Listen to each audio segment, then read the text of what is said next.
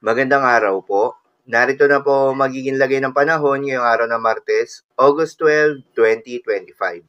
At latest update sa bagyong Goryo.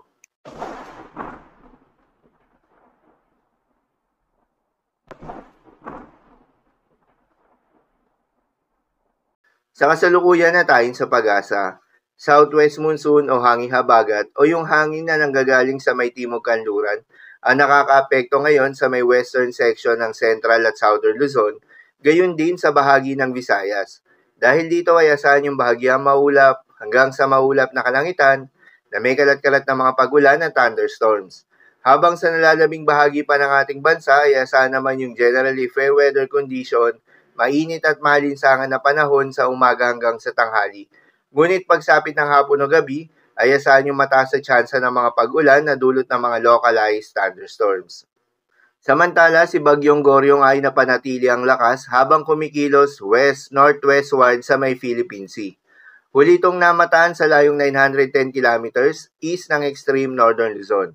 Taglay nito ang lakas ng hangin na umaabot sa 110 kilometers per hour malapit sa gitna at pagbugso na umaabot sa 135 kilometers per hour, kumikilos west-northwestward sa bilis na 25 kilometers per hour.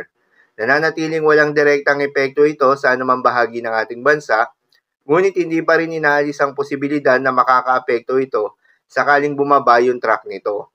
Inaasahan na magla-landfall ito sa may eastern coast ng Taiwan, Miyerkules ng hapon at lumabas rin ng Philippine Area of Responsibility, Miyerkules ng gabi. Inaasahan na lalakas pa ito bilang isang typhoon category bago mag-landfall sa Taiwan. Paalala lamang po na ang mga nasabing forecast ay posible pa rin na magbago. Kaya naman patuloy lamang magantabay sa mga update nating ilalabas, lalo na ng pag-asa. Para naman sa magiging lagay ng panahon ngayong araw ng Martes, dahil nga sa epekto nitong southwest monsoon, asahan sa Negros Island Region, Western Visayas, Zambales, Bataan, Cavite, Batangas, Occidental Mindoro, Romblon at Palawan, ang bahagyang maulap hanggang sa maulap na kalangitan na may kalat-kalat na mga pagulan o thunderstorms. Posible ang mga pagbaha o pagguho ng lupa during severe thunderstorms. Habang sa nalalabing bahagi pa ng ating bansa ay asahan rin yung bahagyang maulap hanggang sa maulap na kalangitan na may kalat-kalat na mga pagulan o thunderstorms na dulot naman ng mga localized thunderstorms. Posible rin na mga pagbaha o pagguho ng lupa during severe thunderstorms. Madalas, nabobo ang mga thunderstorms na ito tuwing hapon o gabi na nagtatagal ng 1 hanggang 2 oras. Kaya naman ingat sa mga posibleng banta ng pagbaha at pagguho ng lupa, lalong-lalo na sa mga lugar na inuulan na noong mga nakaraang araw pa. Para naman sa magiging lagay ng mga dagat baybayin, ayon sa pag-asa ay wala po tayong nakataas na gale warning sa anumang seaboards ng ating bansa.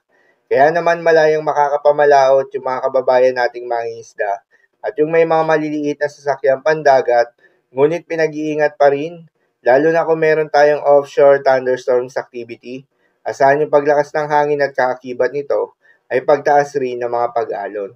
So, yun lamang po para sa lagay ng panahon ngayong araw ng Martes. Keep safe, everyone.